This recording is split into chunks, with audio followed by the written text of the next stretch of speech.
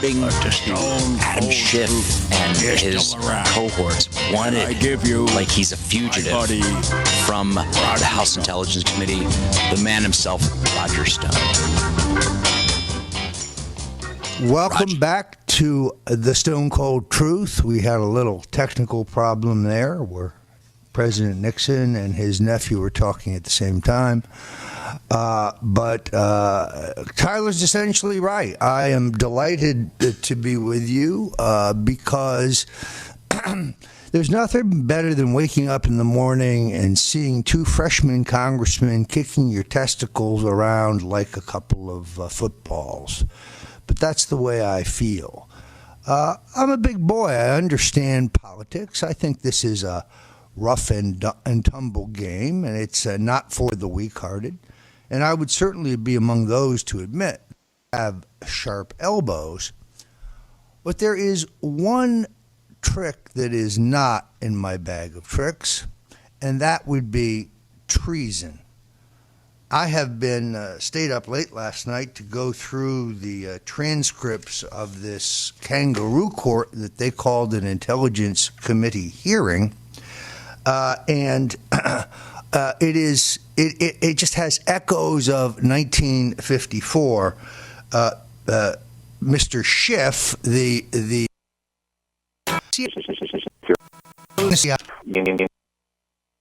of the National Security Agency, the NSA. His name is Bill Binney. We don't hide behind anonymity. Bill constructed many of the programs that NSA is still using. Now, when this hit the fan, so to speak, we asked Bill, you know about this collection capability on emails. Can you give us a memo? And he did, and we put it out on the 12th of December. And what it said was this.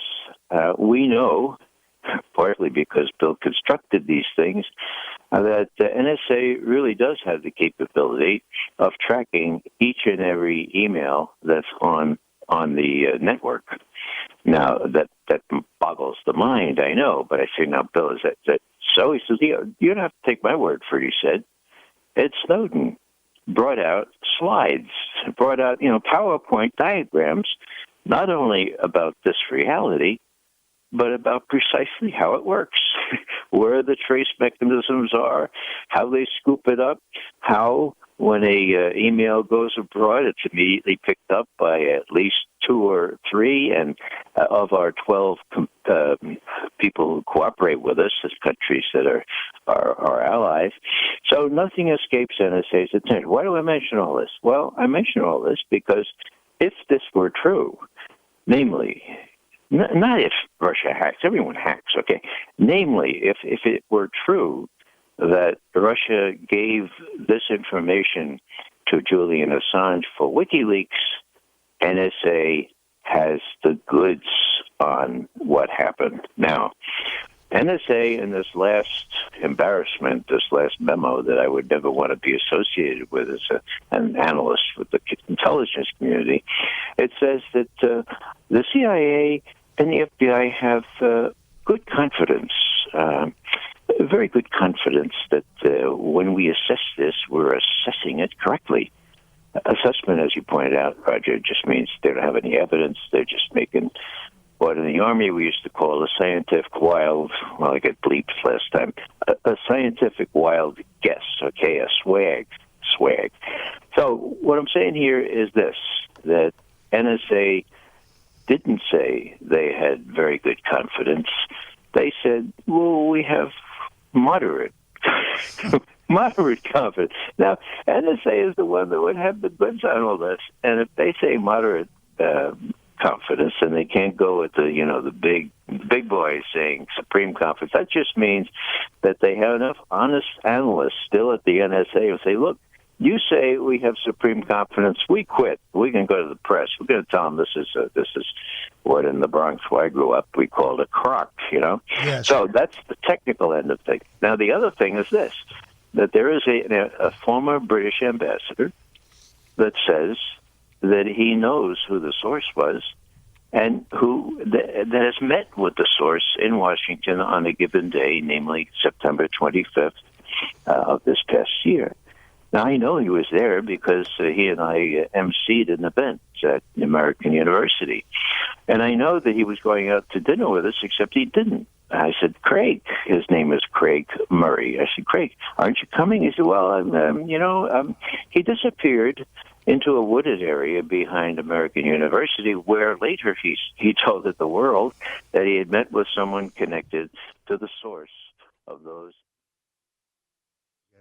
Are you aware that he was a partner of Paul Manafort? Not sure what that means. It's kind of like, are you now or have you ever been a partner of Paul Manafort? I mean, it's kind of ridiculous, but then it goes down from there. So are you aware that Stone has acknowledged having directly communicated with someone that the intelligence community has assessed as a person of intelligence? Schiff. False. Never said I directly could. Okay, there's one. Schiff. I mentioned before that Mr. Stone was in direct communications with a creature of a Russian CRU, Crucifer 2.0, and that's something the intelligence assessment talked about. Schiff. Wrong. Never said I was in direct communications, and you can say it as many times as you like, but far more people believe that Crucifer 2.0 is not a Russian asset than believe he is. You can go on the internet. This has more opinions than the Kennedy assassination. So you can keep saying Crucifer is a Russian, but there is no proof of that. That is a theory by the Central Intelligence Agency. I have other favorites here that I just can't leave out, like, did you know whether the Russian intelligence has dealt directly with WikiLeaks or whether they, too, are using an intermediary? Some two meaning like me. We have assessed some kind of cutout. They didn't deal directly with WikiLeaks. In other words, Comey, you have nothing. Sorry. Try this hard. Let me say it slowly in case the director's listening. WikiLeaks is not an asset of the Russians. Never has been. Does not receive their information from the Russians. The hacked material from the DNC did not come from the Russians. It came from Crucifer 2.0, who posted that and claimed credit for it on his Twitter feed. Another one of my favorites, Mr. Schiff. If Mr. Stone acknowledged Mr. Podesta's time in the barrel was coming in August 2016, would that have been prior to the public release of stolen emails of Mr. Podesta? Yes, that's the correct chronology. Accusation, no proof. Speculation, conjecture, BS, but no proof. And grandstanding at that, Roger, because Comey said right out of the gate that he was not going to discuss or answer questions about individuals, particularly you, and that was the line of questioning. And Schiff just went on and kept asking the same questions. You know, it's if you run a legitimate inquiry and you're asking Comey legitimately these questions, he said, I'm not going to answer specific questions. This is Bernie Sanders, and you're listening to The Stone Cold Truth with Roger Stone. Welcome back to the Stone Zone. We are broadcasting here at Stone Cold Truth. I'm working with my longtime friend and compatriot Tyler Nixon, great-grandson of one of our greatest presidents, but in his own right, a very formidable advocate in the courtroom and a longtime Republican libertarian activist, and generally speaking, a bon vivant and a good man to have over for dinner. In any event, I want to continue these Democrat atrocities. Mr. Schiff, this Roger, fellow... Let me jump in here real quick. We're going to take the listeners' phone calls, and I want to invite everyone to call in, and we'll take your questions. It is 877-300-7645. Yes, we want your questions because I'd like to hear what other people think of this. Mr. Schiff now speaking again to the hearing. Quote, so I want to look briefly at one of these individuals. And Director Comey, I understand your constraints, but let me ask you a couple questions regardless. Paul Manafort, who is Roger Stone's business partner. I want to ask you a few questions about him. Paul Manafort and I have not been business partners for almost 35 years, says. Now, in terms of understanding all this, I think of a spider web and with a tarantula in the middle. And the tarantula, in my view, is Putin, who is entrapping many people to do his bidding and to engage with him. And I would include those like Roger Stone And she goes on to say Carter Page, Michael Caputo, who's probably so happy his name got mentioned he can't stand it. Wilbur Ross, she's just accused Wilbur Ross and Rex Tillerson of being controlled by Vladimir Putin. Irresponsible. This congressperson must be required to apologize. Now, going into some congressman from Connecticut named Heck, and he says, we've heard quite a few individuals in the Trump orbit who feel somewhere on the spectrum from mere naivete, disturbing enough if this naivete is a feature of those who are supposed to be running our country in foreign policy, to being unwitting Russian dupes, to be willing blindly to active coordination. This rogue includes those already fired, Roger Stone, and so on. Well, let's see. The congressman who's in his first term wants to talk about experience. I've been around 40 years. You are in your first and last term in Congress. But in this sentence, you have specifically accused me of being a willing dupe and an active agent of Vladimir Putin. That's defamation. That's reckless disregard for the truth. So my invitation to all these congresspeople, including that pretty boy Stillwell from California, the one-term surfer boy who I predict will not have a long and illustrious career in politics, who says even if Stone testifies before the committee, he will lie. Waive your immunity. If you're all so certain that you're right, waive your congressional immunity, and we'll let the third branch of government have a say in this matter. These people have acted as demagogues. They have been engaged in mudslinging, red baiting. And as you'll go to Stone Cold Truth today, there's a story on the corruption of Mr. Schiff. Mr. Schiff is so busy pointing fingers at Russians, he forgot to mention his big fundraiser with the Ukrainian arms dealer last week, and on and on. So please go to Stone Cold Truth right now, stonecoldtruth.com. You can read a terrific new article we've just posted on the incredible corruption of Adam Schiff. Tyler, a Tea Party group in Schiff's district has asked me to come out there and speak, and I may do so. The idea that these congressmen can draw your reputation through the mud on national television and then not give you any equal forum to respond, well, that just isn't America. That's not how it works. I mean, I think you would tell us one of the most fundamental precepts of American jurisprudence is that people are allowed to see the evidence against them and face their accusers. They have no evidence, and they have beat me up in a public session. So yesterday, my lawyers, as you may have read, told the committee that I would be more than happy to testify voluntarily and that I really want this session to be in public. That's where I was slimed, and that is where I should be allowed to rebut. Why don't we take a question if we've got somebody standing by? We don't, actually, at this point. Don't everybody rush. Don't everybody rush. Not all at once. 877-300-7645. And again, that's 877-300-7645. If you want to call in, speak to Roger Stone. Roger, you speak of experience. It's interesting. I had the privilege of working for Newt Gingrich. I began work with him as staff assistant in August of 1994. So to put that in context, you're talking the eve of the contract with America. As I arrived, you had Barry Jackson, Joe Gaylord, all these guys preparing the contract. They were going to launch it. They launched it. They won the election convincingly on a very clear agenda. I spent the next 6 months probably after that fielding calls from angry people around the country who were ginned up in their outrage by the absolute outright lies of the Democrats that they had peddled in the public constantly, consistently with their typical, as I said, their putrid mist, smoke and mirrors type stuff, where it was, you're going to take my Social Security because so-and-so said so. It amazes me that over almost 25 years later, that they have this young crop of BS artists who engage in the same type of defamatory, lying, just anything they can get. And by the time the truth comes out, it's all over with. I mean, one example comes to mind is David Bonnier, just a nasty little man from Michigan who was, if anybody remembers Dave Bonnier, he was the one who filed these hundreds of ethics charges against Newt Gingrich, only one of which in the end stuck.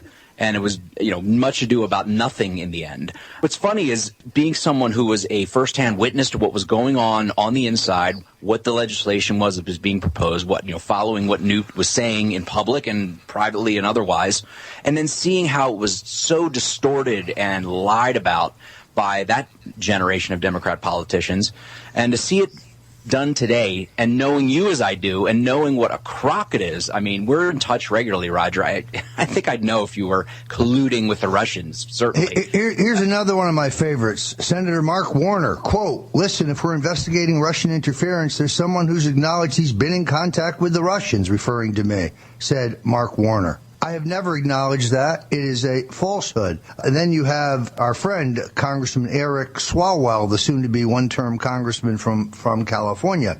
He says, "I'd like Roger Stone. I'd like Carter Page. I'd like the head of Donald Trump's security team in front of the committee. People who are in his orbit and who have personal and financial ties to Russia. That would not be me. You just lied, Congressman. You just accused me of something that is not the case." And by the way, Tucker Carlson nicely dismantled that punk Congressman Swalwell, or whoever he is. I believe he's from Virginia. But he said that this is an act of war, Swalwell. Tucker said, well, so what do we launch, medium range, or what missiles should we launch at Russia? Are you proposing war with Russia? He said it's an act of war, what was done. So these guys have taken it, it's exaggeration and hyperbole. It's just beyond belief that these people are public officials. So when we come back, Tyler Nixon and I will continue to slice and dice the demagoguery of the House Democrats, but it's time to move not only to your calls, but to the big picture. What exactly does this whole phony Russian meme have to do with the wiretapping, Watergate style, of the President of the United States? Stick with us at the Stone Cold Truth, and we'll be right back with the answers. This is the Reverend Jesse Jackson, and you are tuned in Roger Stone on the Stone Cold Truth. Welcome back. We're the Stone Cold Truth, broadcasting from the Stone Zone. You can follow us online at stonecoldtruth.com. You can also tune in to my InfoWars gig where I sit in for the great Alex Jones. A major piece this week by Peter Stone, formerly of the National Journal, claiming that the feds are now investigating Infowars.com and other conservative websites to see if they received assistance from the Russians.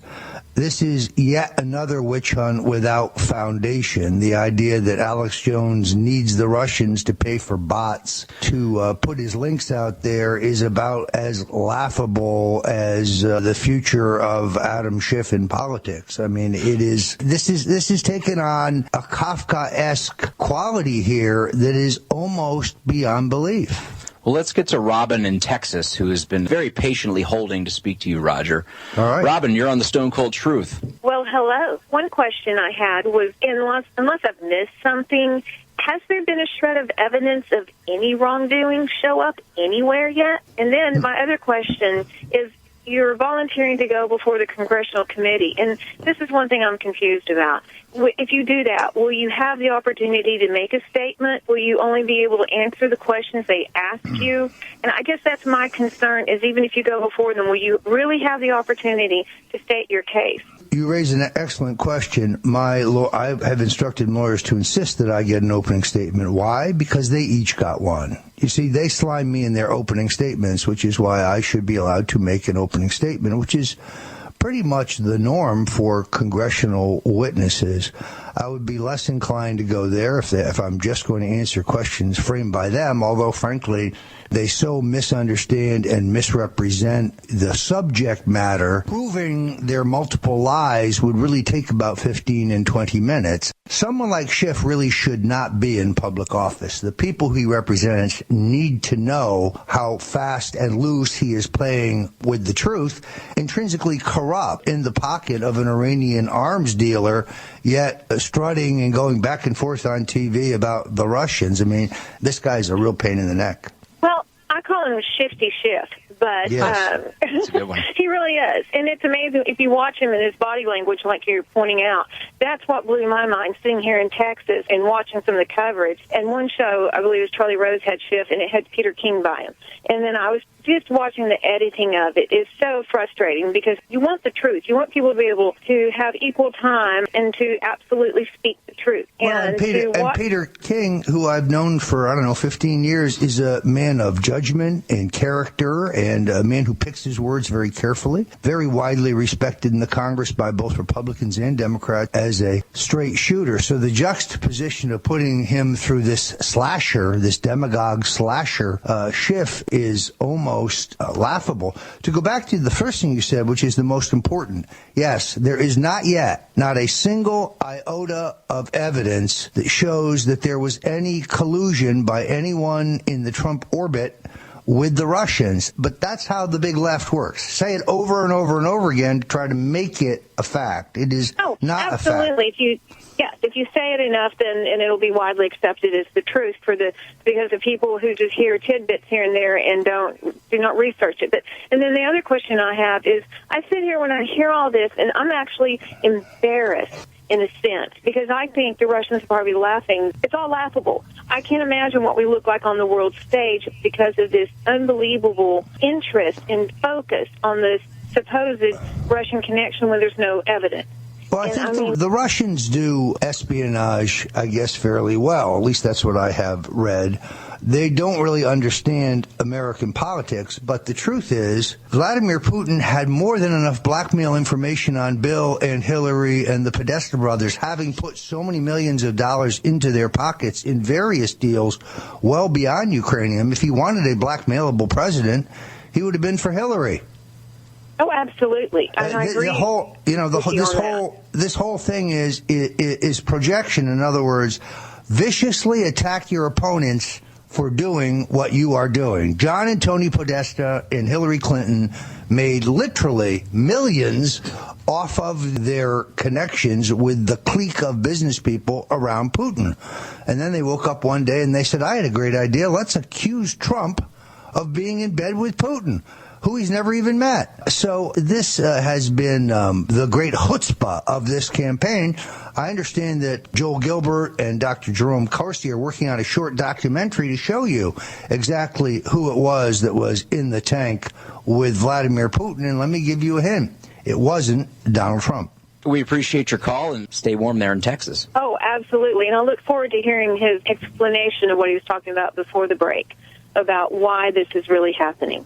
I am happy to get that. Do we have another caller, or shall we keep barreling right on through? Well, let's give the number out again so everybody knows where to reach us. 877-300-7645. So, Roger. It's interesting to me that right now, anyone who wants to understand this whole Russian question in much greater detail than I could do here on the radio, you should get the book, The Making of the President 2016. Tyler, you yourself helped me edit sections of this. As you know, the entire Russian backstory is there.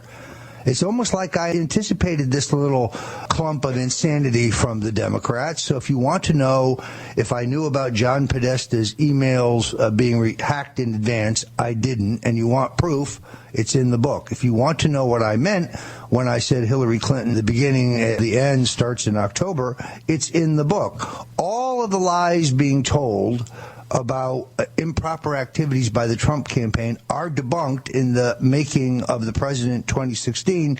But, of course, it's also much bigger than that. It's an examination of the big picture trends and instinctual moves that Donald Trump did to pull off the greatest political upset in American history. So go to Amazon, go to Barnes & Noble, go to StoneColdTruth.com, go to RogerStone.com. I hope you will grab your copy. Of the 5 books that I have written, this is the one that I think is the most exciting. It is certainly the one that is most timely. Again, an insider's perspective on how Donald Trump pulled off the greatest upset in American history. Tyler, have you read it yet? I know you edited parts of it, but have you read the whole book? I've gotten through 2/3 of it. I have to agree with you that it is really a page-turner, is definitely your finest work so far. I think I would be glad to help you, and if you want to do it, I think you need to begin writing the sequel, because the drama going on right now is almost just the continuation of the campaign. I would call it From Russia with Love, except for Peter Schweitzer wrote a terrific monograph by that title, which outlines the corruptions of the Clintons and the Podestas not so very long ago. And I salute that particular publication. It was used seminally in my book, The Clintons' War on Women. So stick with us here at the Stone Cold Truth. You're going to hear more about the wiretapping and the Watergate-style bugging of our president, Donald J. Trump. Stay tuned. Welcome to the Stone Cold Truth. Today is Saturday, March 25th, 2017. I'm your host, Tyler Nixon, with, co-host, I should say, of course, the man himself, the man who Jerome Corsi, to my mind, one of the best investigative reporters alive today. Dr. Corsi has recently become the Washington bureau chief for Infowars.com, and already he is setting the pace by publishing and posting some block-breaking, newsworthy stories.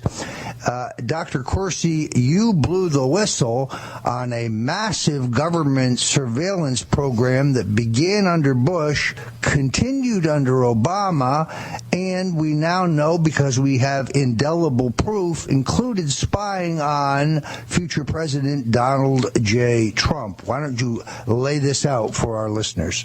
Starting out last Sunday, Roger, we published in Infowars the Operation Dragnet, which was an NSA wiretapping operation that started in 2004. And we had data that went to 2010, and Donald Trump showed up in this multiple times, it being wiretapped from 2004 through 2010. It was Donald Trump, his family, his wife, his employees, various buildings, the golf course manager. I mean, it was extensive. And this was a database that I got from Sheriff Arpaio of Maricopa County, his chief negotiator, investigator, Michael Zulu, and the information had been released in federal court. It was available. It's just that it had been largely ignored, and I went through the database specifically with Mike. We looked for Donald Trump, and we were astounded to find it. And what that did is it broke the wave on this narrative that the Democrats were running, that Donald Trump was not the subject or target of any investigation of electronic surveillance. And this database made it clear that since 2004, the NSA was all over electronic surveillance of Trump and his family and his businesses, and there's no reason to ever believe it stopped. So fast forward that now, you have what I think is an extraordinary situation where the FBI Director Comey and the NSA Director Rogers have both now testified under oath, and they both said there was no evidence whatsoever of surveillance at Trump Tower. And then what happened? Take it from there. The testimony on Tuesday, after I wrote the story, and the story was still up all the way through till Tuesday on Drudge, which made a huge impact with Drudge. Then I'm told by CIA contacts that when FBI Director Comey and Rogers testified, for NSA, various people within the intelligence community were so offended, so outraged that Comey and Rogers had lied, giving the American public the opinion that the feeling that there had been no electronic surveillance of Trump during the presidential campaign, that very quietly they whistle blew. They put together intercepts and went over and brought it to Devin Nunes, who is the chairman right now of the House Intelligence Committee. And this intelligence was so shocking to Nunes, including raw intercepts, which showed that Trump had been picked up in electronic surveillance, certainly in the transition period, and that various of his aides had been unmasked, in other words, named, which is a real no-no.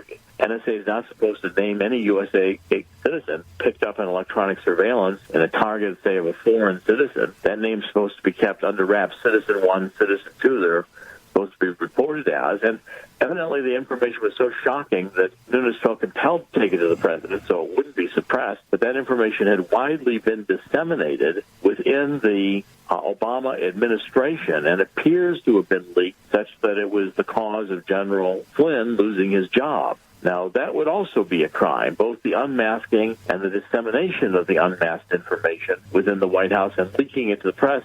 That's a series of very serious crimes. And Nunes was shaken by it, and I think next week following, Nunes is supposed to get this week a full file on the electronic surveillance of Trump that we now know was conducted during the campaign. I expect it's going to be shocking for the American people, and the Democrats are going to have to go on defense. And, Jerry, isn't there some question about the subsequent misuse of this data?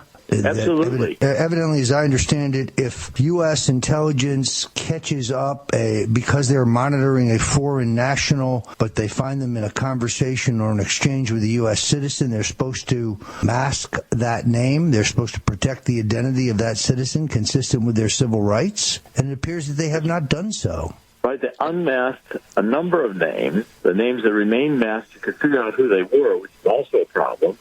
And they disseminated those lists. What also appears to be the case is that Judge Napolitano was right. We have had a long-standing agreement with the intelligence agencies in Great Britain such that if we want to, in the United States, get electronic surveillance on a citizen and we can't make them a target, Great Britain might do that because Great Britain now is targeting a foreigner, the U.S. citizen, can share that information with the NSA and the CIA.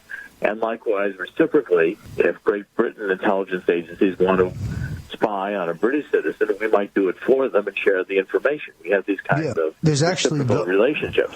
One very historical example of this, and that is the FBI asked the British intelligence services to surveil former President Richard Nixon in 1963 when he was in Hong Kong.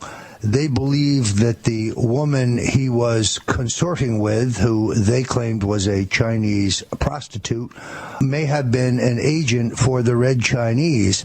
So British intelligence actually came in and they surveyed Nixon and this gorgeous Chinese woman through the window of a hotel room. And nothing else was heard about it. It went into a file. In 1968, 2 days after Nixon was elected, he meets privately with Hoover.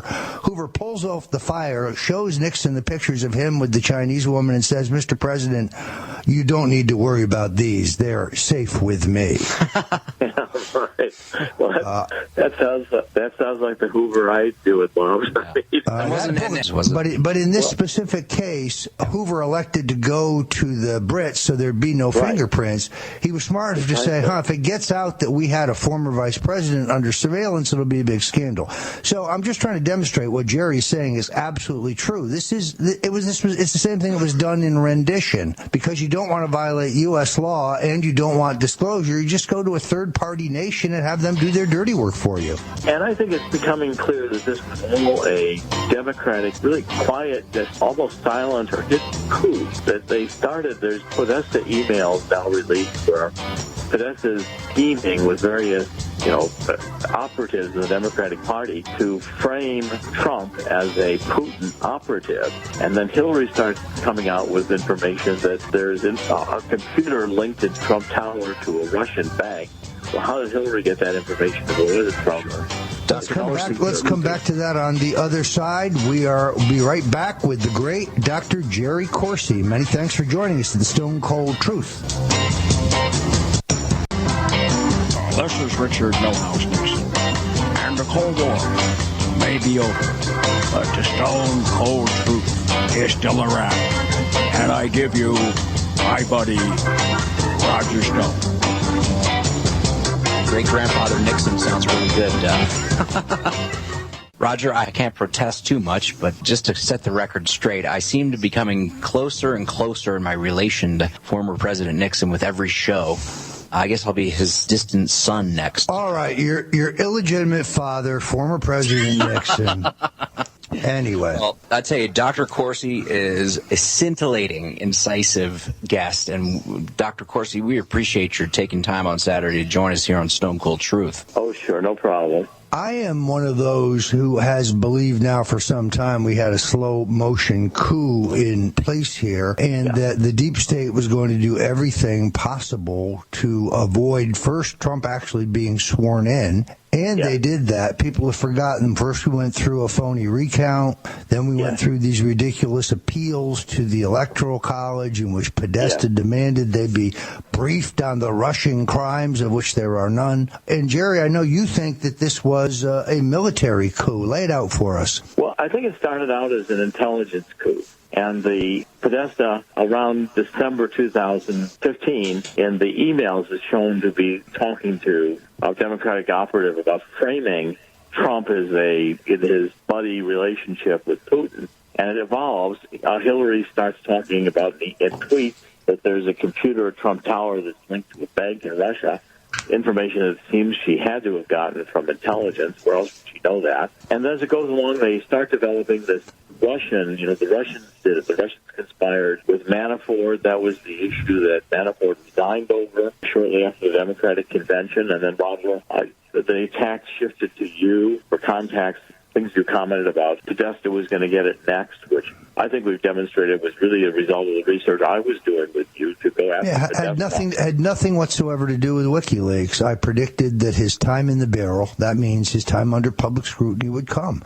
And it did, based on an incredible set of articles that you did. You showed me a memo, all the things we had been talking about, and all of the various crimes and scams he was involved in. I specifically remember saying, Jerry, this is overwhelming. Could you just put it in a memo? And the memo you gave me at the end of August was devastating. And every single one of those things came out either through your own reporting or the reporting of others who were basing their start on your material. So this notion that Stone had foreshadowing of Podesta's emails, I didn't say hashtag WikiLeaks. It didn't say hashtag Julian Assange.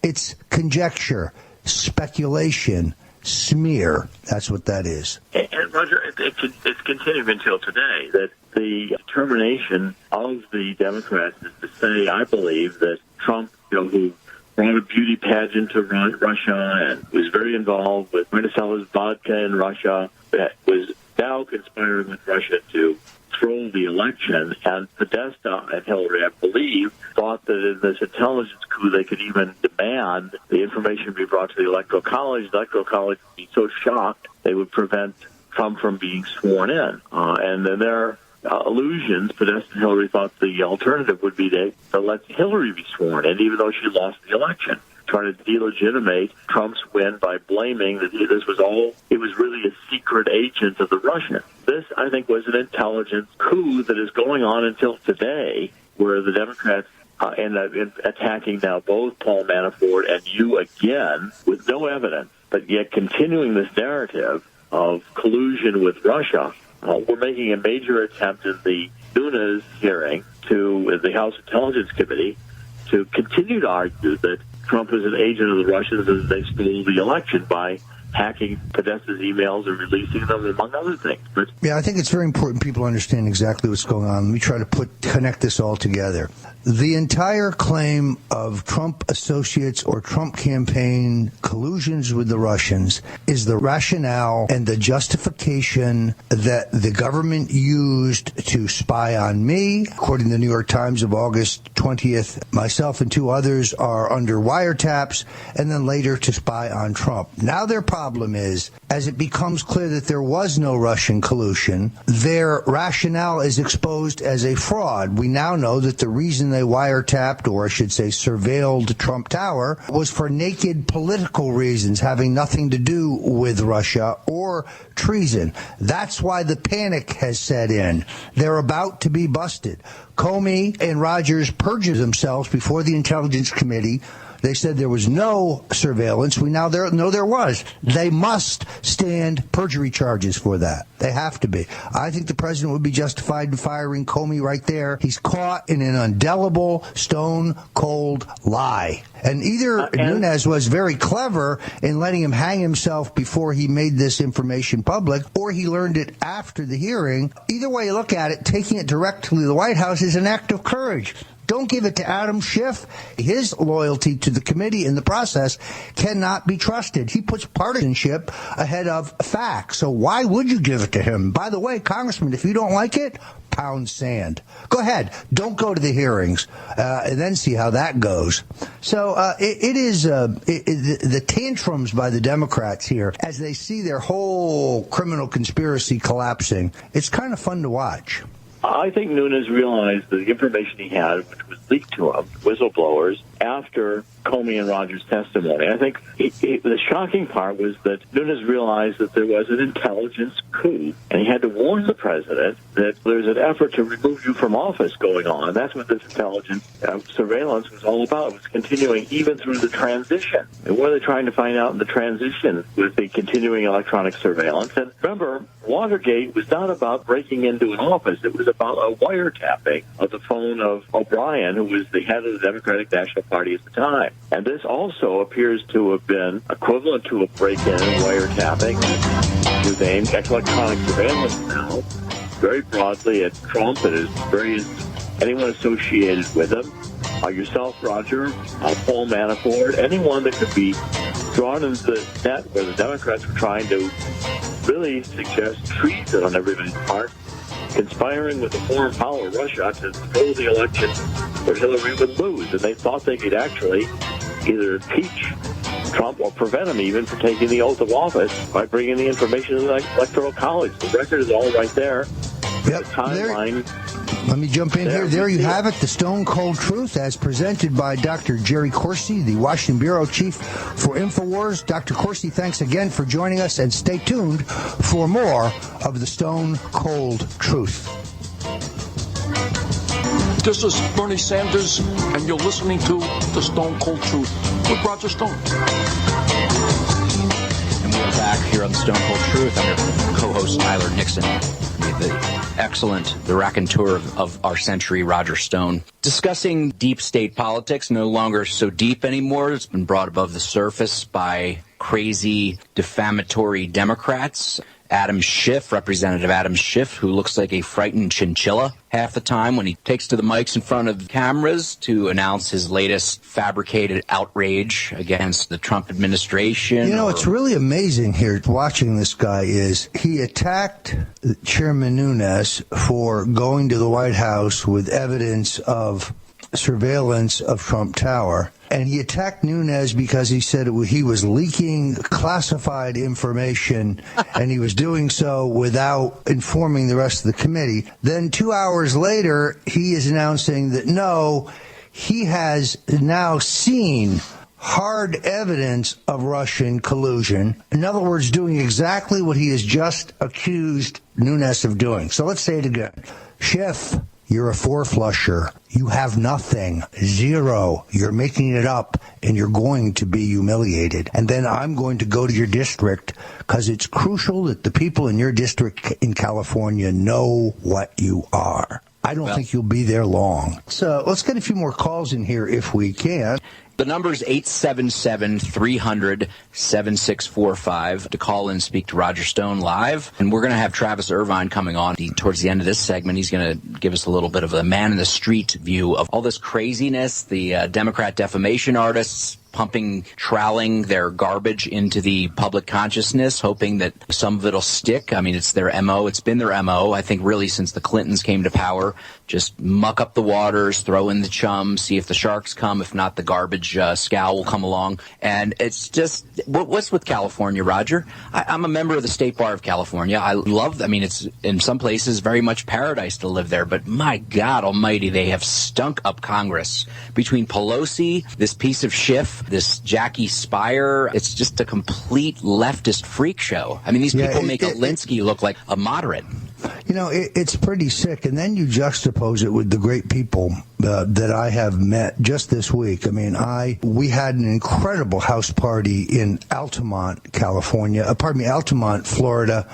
outside of Orlando last week. House party put together by my friends Jacob Engels and his friend L.A. She did an incredible job. This was the day after I was in the hit-and-run accident. Tyler, there were 500 people there.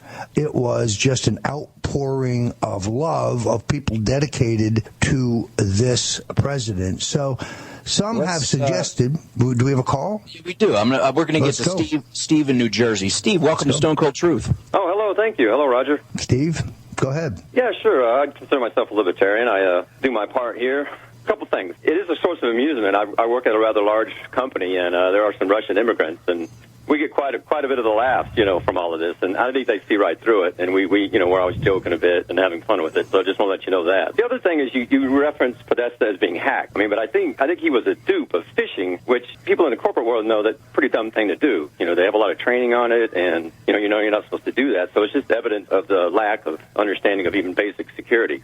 Well, his password was password. How hard was that? A real genius. The entire misuse of technology in this campaign is kind of amazing because, in fact, the Clintons really did pioneer how to use the internet in American politics in their earlier campaigns, and then they seem to have forgotten everything they learned. I still go back to the resources question where I think those supporting Hillary, all told, hard money and soft, probably spent around $2 billion. Then you have the value of being pounded on by CNN all day. If those were political commercials, which they are, what would they be worth? Hundreds of millions more. We now know that YouTube and Google and others were fooling with Trump's logarithms to limit his reach and his ability to communicate. So Trump was screwed in the old media. He was screwed in the new media. And he still won. There is the miracle in itself. He still won. Steve, we appreciate your call. You're welcome. Have a nice day. Sure. Have a good weekend. So I think we're waiting on Travis Irvine here, and I want to. We do have Travis with us, unless you want to continue. Well, let's bring Travis in. Why sure. not? Travis, what's the word in the street, my friend? Hey, guys, good to be with you as always. I actually was covering this issue for Mediate this week in the street in front of Trump Tower.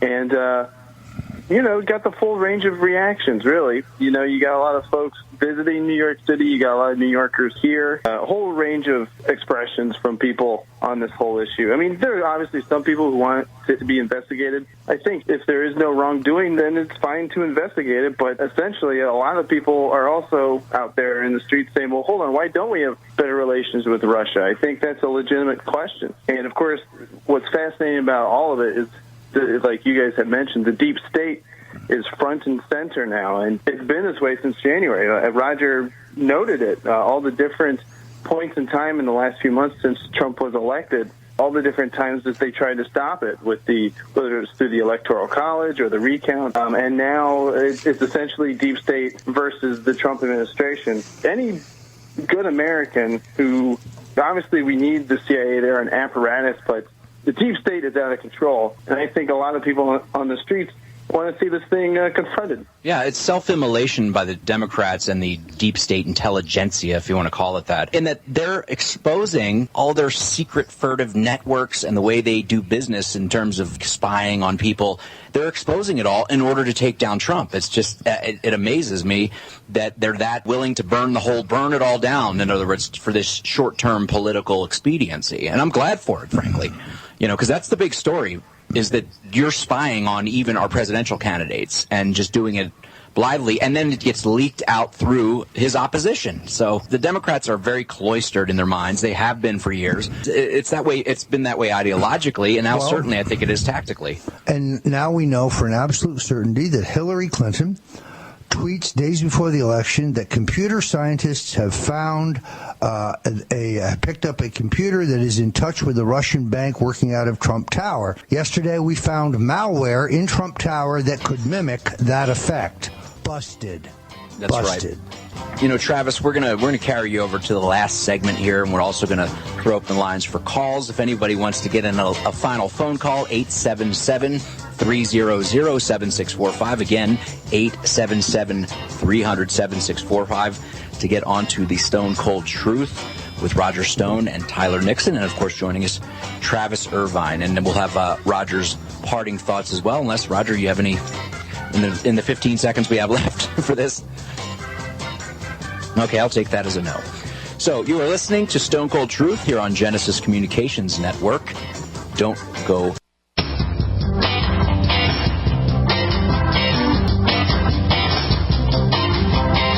This is the Reverend Jesse. Including 2 appendixes and 34 illustrations to my publisher, Skyhorse. It was on the cover of Publishers Weekly this week, which I'm very proud of. If you're a political junkie, if you are celebrating the incredible, stunning, upset victory of Donald Trump, this is the book you have to have.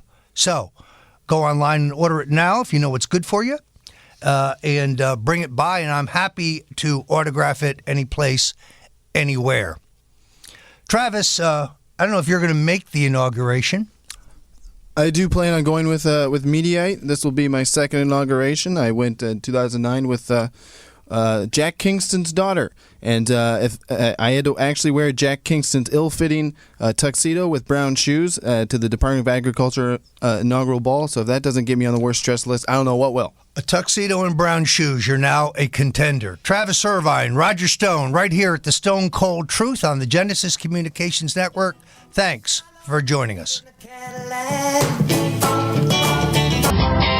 This is the Reverend Jesse Jackson, and you are tuned in Roger Stone on the Stone Cold Truth. Rolls on in our final segment, and we're going to get right to the phones. We've got the phone lines lit up. We're going to get first to Mark in Illinois. Mark, welcome to Stone Cold Truth. Hey, my name's Mike. Mike, sorry about that. My name, but it's okay.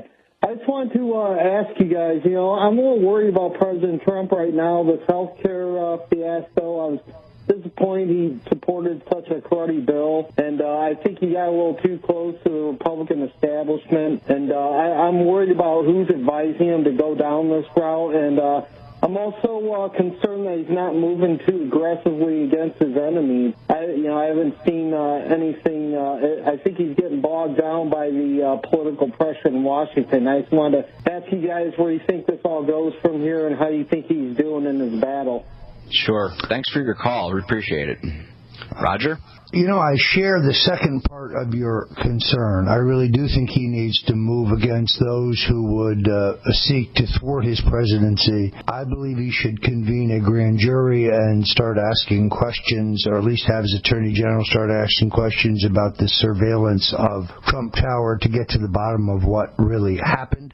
Health care, I must say, Paul Ryan sure had quite a defeat yesterday. It's a shame the way his bill went down. I'm sure President Trump can come up with a much better bill now. In other words, Trump's a pragmatist. This isn't a defeat. It's just a setback. Now, it is a setback, but now perhaps we can come back with a better bill that Paul Ryan doesn't have his grimy little hands in.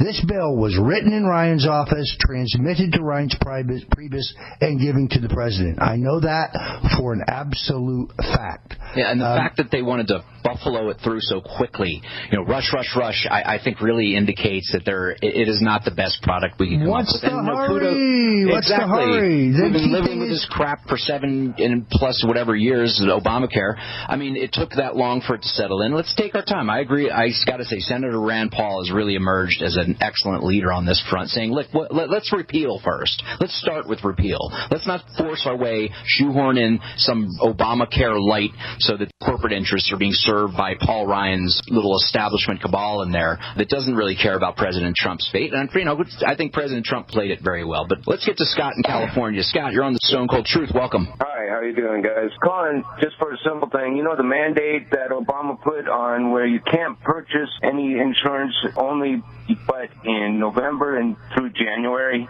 It's crazy. Why wouldn't that be taken off? Good question. I think there's so much in Obamacare that is, and thanks for your call, Scott. We appreciate it. The question is, who wouldn't want to be able to purchase insurance whenever they wanted to, you know? Well, what sane person? Well, it's insane that you would ever limit something like that. That's what you get out of socialism. That's what you get with scarcity. With, you can only get bread once a week in line. You can only buy insurance 3 months a year. It's insane, stupid, counterproductive. It's Obama. Yeah, it just seems that nobody's even brought that one up. It seems weird, to say the least. It is really weird. All right, thanks for your call. Yeah, thanks, guys. Appreciate you listening. So if you want to get into a quick tete-a-tete with the man himself, Roger Stone, and myself, Tyler Nixon, 877-300-7645. Let's get back to the excellent man in the street, the Mediaite roving reporter, stand-up comic, and all-around great American, Travis Irvine. Travis, healthcare. Yes, sir. What is your take on that? I confess, healthcare bores me. It's a Democrat issue from Jump Street, and the fact that Republicans feel they have to, quote, replace Obamacare is conceding half of the game right there. It doesn't interest me that much, but obviously it's a big issue to a lot of people. What is your take on how it went down, just sort of at a glance? Well, I mean, the healthcare debate has always been complicated, but I think you guys have nailed it here. This is crony capitalism. This isn't even venturing so much in the world of socialism versus capitalism. What we have and what we had before Obamacare and then Obamacare doubled down on was crony capitalism. And now you guys talked about it. It seems that Paul Ryan's trying to get in on the game as well. These bills are written by the insurance companies and the pharmaceutical companies. And this is something that both libertarians on the right and progressives on the left oppose. They can work together. They appear to have somewhat worked together to help kill the Ryan Care bill this week. I'm excited to see what the Freedom House Caucus is going to inject into this debate. And really, it's like you guys said, we've got to take on the insurance companies, these corporations that are profiting off of the American people. Even progressives and libertarians, I saw the town hall in healthcare on CNN. I know it's fake news and everything, but it was between Ted Cruz and Bernie Sanders, and they agreed on certain issues of buying health insurance across state lines and buying medicines over country lines from places like Canada where these drugs are cheaper. So these are things that will help people, but the only folks keeping those things out of these bills currently are the corporations, are the big crony capitalism corporations. So it's going to be interesting. But like Roger said, you probably get a better bill here down the line. I'm sure we will. Let's get to Bill in Texas. Bill, welcome to Stone Cold Truth. Hey, better bill. Yeah, I was hoping that Mr. Stone could transmit to President Trump. What we really need are mobile ICBMs, not more aircraft carriers, because Admiral Hyman Rickover said that the surface fleet will last about 2 to 3 weeks in a war. They're very vulnerable because the satellites know exactly where they are. But mobile ICBMs are very much more easy to hide. And we don't have any of those. It would increase our security if we had mobile ICBMs rather than very vulnerable aircraft carriers. And I was hoping he could transmit that to President Trump. I will mention it to him. I'm hardly an expert on national defense, but it sounds like a good point, and I will pass it on to him. Of course, the whole point is that although we have to deal with the loose end of ISIS, if we would stop having an interventionist foreign policy, perhaps we wouldn't have problems like ISIS, and we could go back to building a national defense as a deterrent. Peace through strength. This is a concept goes back to Barry Goldwater and before him Dwight Eisenhower. This is, I think, what the Pentagon is really upset about. They didn't get their expanded proxy war over Syria. They were licking their chops. More guns, more blood. How wonderful! A no-fly zone in Syria is an invitation for World War III, and that's why the deep state is so very disappointed. Thanks for your call. I will pass it on to the Prez. Thank you very much. So let's get to Julian in Texas, and real quick, I have to say, the neocons thought they had the game sewn up with the Republican field and then Hillary Clinton until Donald Trump came into the equation. Julian, welcome to Stone Cold Truth. Yeah, hi guys. Very honored to speak with you. So with Nunes coming out and going to tell President Trump was really going on, you think that's going to turn the tide enough? Because, these Democrats are just ridiculously out of it with all they're doing. Not that they're going to ever say, okay, we see the truth now, but that they'll finally stop this. Well, I mean, the problem, the question here, of course, is that some people in the Obama administration have real serious jail time type legal vulnerability in terms of what they have done. And I think Chairman Nunes reminds me of, a young Richard Nixon in 1947 going after Hiss. He is acting courageously. He is making some tough decisions. I would not have given this to Schiff. Schiff would have had it in the hands of the media within seconds. This man cannot be trusted. He attacks Nunes for leaking when he's leaking himself. So, yes, I think this is the beginning of the end. When this is over, it is conceivable that Mr. Comey, Mr. Rogers, Loretta Lynch, Ash Carter, James Clapper, these people could all be in prison because they have broken serious laws, and now they don't have the means to cover it up. Now Travis. Donald Trump has the Attorney General. Parting thoughts, Travis, last minute. Well, I mean, it's a battle that's going to continue. I hope people on the left realize that the deep state does not always have our country's best interest in mind. So let's proceed and get the real truth, the stone cold truth out there. Thanks for joining us. We'll see you next week, Travis. It's very true. The left doesn't care. They don't care about what truth is or justice, and they certainly will use anything at their means, including deep state intelligence, even if it's against their titular values as they may be. Roger, parting thoughts. This has been another great show. I hope we've explained to people the connection between the phony Russian collusion and the illegal wiretapping of the president. We'll have more for you next week on the Stone Cold Truth right here from the Stone Zone on the Genesis Communications Network.